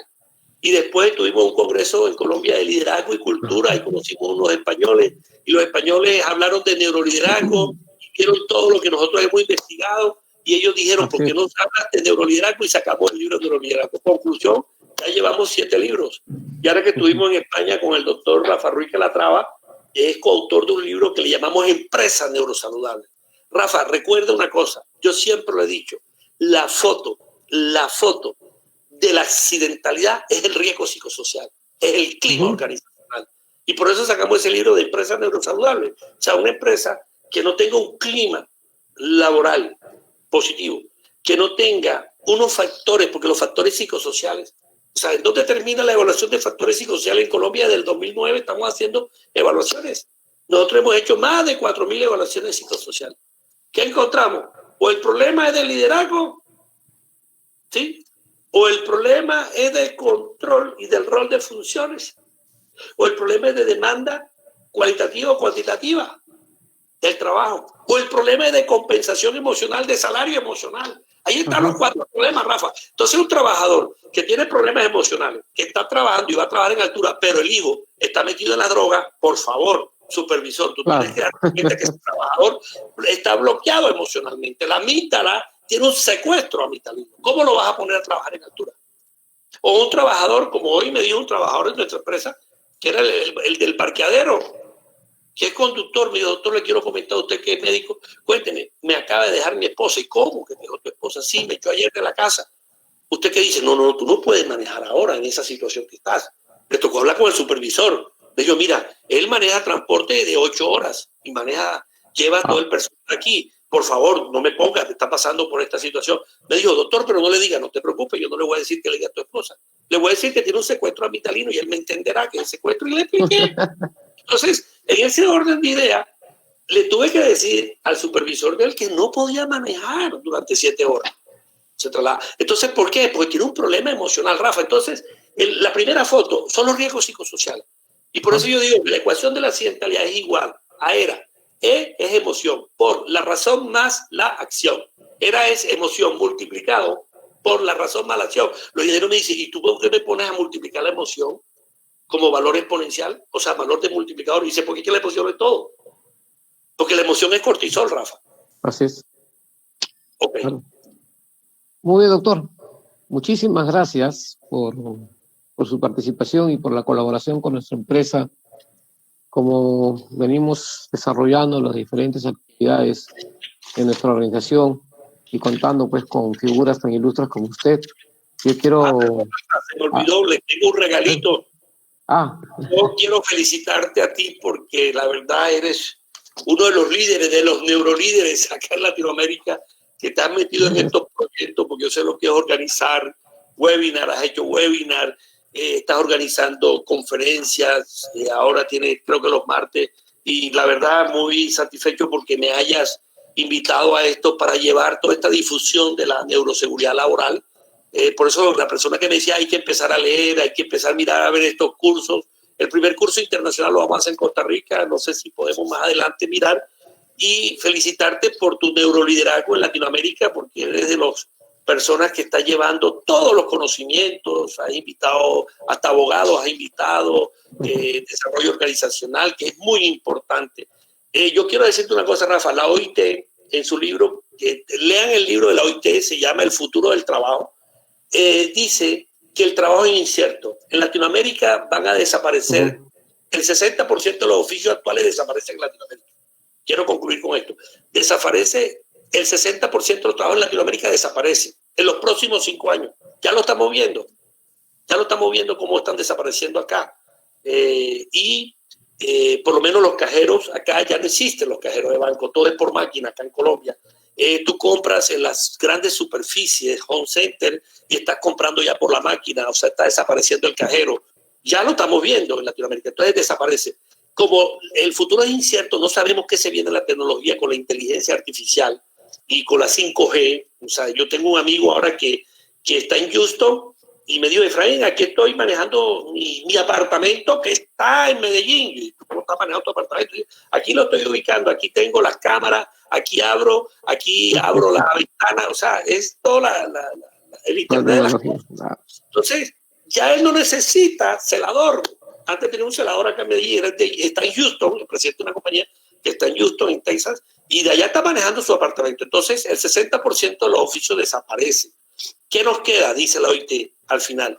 Como el futuro es incierto, no sabe la nueva tecnología que va a venir en los procesos, solamente nos queda trabajar la seguridad en las personas a través de un aprendizaje, pero para nosotros es un neuroaprendizaje continuo para el fortalecimiento de una neurocompetencia en forma permanente.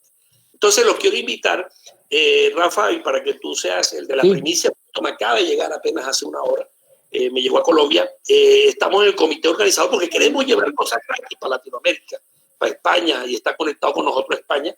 El próximo miércoles, el Congreso Internacional de Innovación en Seguridad y Salud. Traemos grandes exponentes de la innovación. En Colombia tenemos el Centro Innovador de Bogotá, el Centro Innovador de Medellín, por lo menos en Medellín, el Centro de Innovación que construimos dispositivos de respiradores artificiales. Entonces, tenemos que llevar la innovación a seguridad. Entonces, vamos a presentar 140 conferencistas, ¿sí? en agosto, pero en agosto 20, 21 y 22. Pero el 8 de julio, el próximo miércoles, gratis para ustedes. Y vamos a presentar a los presidentes de las grandes compañías, eso se llama acá ARL, allá en Lima no sé cómo le llaman, mutuales. En Lima, ¿cómo le llaman? ¿Mutuales? Acá en Lima, ¿estos son qué? Y RIMAC. Eso son las EPS. Eso. O los, claro. Acá van a estar los principales presidentes de esas compañías, junto con el presidente del gremio Asegurar Fasecolda, y se va a hablar sobre el futuro del trabajo y cómo la seguridad y salud en el trabajo aporta la perspectiva de el futuro de las empresas para que sean sostenibles. Es interesante, eso es gratis, lo estamos organizando, llevamos más de un mes organizando esto, se lo traemos para que tú lo ofrezcas, no sé si tendrás por ahí, yo creo que te mandé ahorita hace poquito una filmina, si la podemos ver, y va a estar con nosotros un conferencista español, que es quizá de los conferencistas de mayor innovación en el mundo, y ese conferencista, espérate que se me escapa el nombre. Marcos Urarte. ¿Cómo? Marcos Urarte. Marcos Urarte nos va a hablar sobre la estrategia prospectiva, ya no hablamos de estrategia proyectiva, sino de estrategia proyectiva, cómo va a ser dentro del futuro y la innovación en las empresas para que sean sostenibles. Eso va a ser el próximo miércoles, lo invitamos, se puede inscribir gratis. Rafa, tú puedes mandar por tu Facebook o por tus redes. Claro que sí. Eso, y es completamente gratis, tienen que inscribirse y esperamos, ahí creo que van como 2.000 cupos y nos quedan como 1.000 cupos gratis. Y después vendrán los congresos con 140 conferencistas de talla internacional y posteriormente van a venir unos foros. A eso lo invito porque tenemos que innovar, Rafa, tenemos que innovar en seguridad y salud. Correcto, doctor. Las felicitaciones y agradecimiento nuevamente por habernos acompañado en esta oportunidad. En nombre del equipo de Sexting Business Act, seguimos trabajando en bienestar de las personas y de las organizaciones para poder darles los lineamientos, informaciones pues que son de vanguardia para que puedan ellos utilizar justamente esas herramientas novedosas que se vienen aplicando en toda Latinoamérica y ¿por qué no en el mundo también? Gracias por decirme que soy un líder. Que como te están preguntando, ¿cómo hacen para inscribirse? Entonces ya tú para que le mandes las redes de inscripción, por favor. Sí, ya lo coordinamos por interno y yo les envío a los correos de todas las personas que se han inscrito. Les voy a enviar el link para que puedan ellos acceder a este seminario. Voy a agradecerles a cada uno de ustedes por el tiempo prestado y, doctor, creo que estamos trabajando juntos en un tema muy interesante, muy bueno, dentro de la seguridad y salud, el trabajo que es nuestra pasión. Gracias por permitirme formar parte del equipo de consultores de Latinoamérica en lo que respecta a la seguridad y salud laboral. Creo que hemos comenzado un proyecto que ya no es solamente un proyecto, es una realidad. Y vamos a seguir avanzando pues justamente en eso. Y a los amigos que están conectados el día de hoy, decirles que no solamente es la primera vez que vamos a trabajar estos temas, haremos estos temas al menos una vez por mes con expositores internacionales de la talla del doctor Efraín, para poder unir un poquito más eso que nosotros llamamos los lazos, ¿no? Entre países, entre conocimientos. Acá no existen países, siempre lo digo en mis capacitaciones, acá no existen fronteras, acá no existen personas de otros lados, acá todos somos uno y el aprendizaje debe ser global. Muchas gracias por haber participado el día de hoy. A los amigos de Argentina, de Chile, de Colombia, de Ecuador, de Bolivia, bueno, de El Salvador, tenemos gente de Panamá, de Costa Rica, de Nicaragua, de Honduras, de Venezuela, de todas las personas que se han unido ahora. Yo me voy contento y feliz porque, como le dije, hemos comenzado un número y nos vamos un poquito más del número que hemos comenzado en esta sesión. Muchas gracias a todos y espero verlos pronto. Hasta una próxima oportunidad y siempre con el éxito en la mano y no pensar en negativo, sino pensar en positivo en las cosas que nosotros vamos a tener que afrontar ahora, ¿no?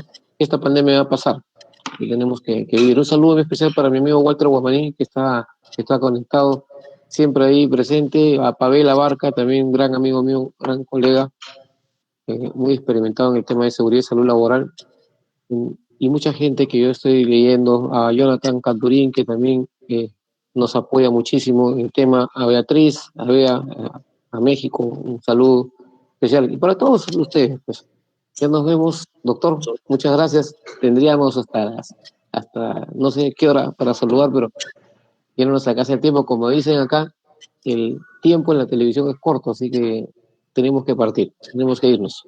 Bien, hasta la próxima oportunidad y muchas gracias a cada uno de ustedes por su atención.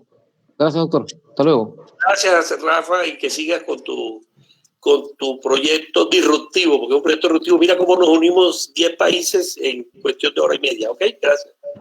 Gracias.